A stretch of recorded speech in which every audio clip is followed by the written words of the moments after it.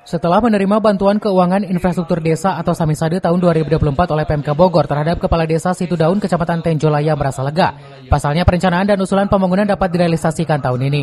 Kick-off Samisade sudah dimulai saat penyerahan ban ke infrastruktur Samisade bagi Desa Situdaun segera dilaksanakan pembangunan tebing penahan tanah atau TPT, jalan desa yang mana di dalamnya terdapat akses usaha tani, yang merupakan akses pertanian selama ini dinantikan oleh para petani, sehingga dapat memudahkan pengangkutan hasil panen langsung ke lokasi.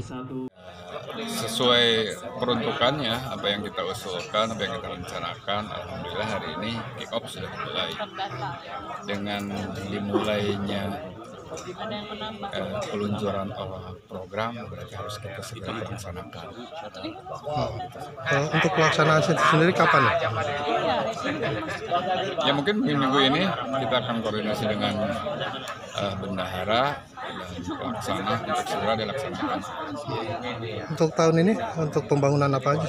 Tahun ini TPT, terus ada jalan desa sekaligus dengan saluran airnya, dan jalan desa itu menuju pusat ekonomi desa, di mana di dalamnya ada kegiatan-kegiatan perikanan, pertanian, lebih ke jalan usaha tani.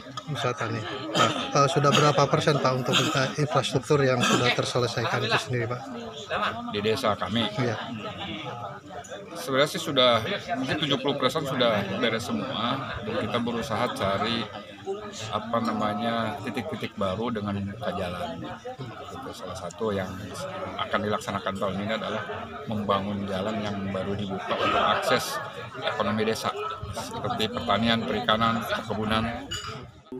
Tentunya dengan adanya Samisade, pembangunan infrastruktur di wilayah Desa Situdaun, Kecamatan Tenjolaya mencapai 70%. Namun dengan adanya Samisade tersebut dapat membuka akses pembangunan baru. Dari Tenjolaya, Kabupaten Bogor, Iman Abdurrahman melaporkan.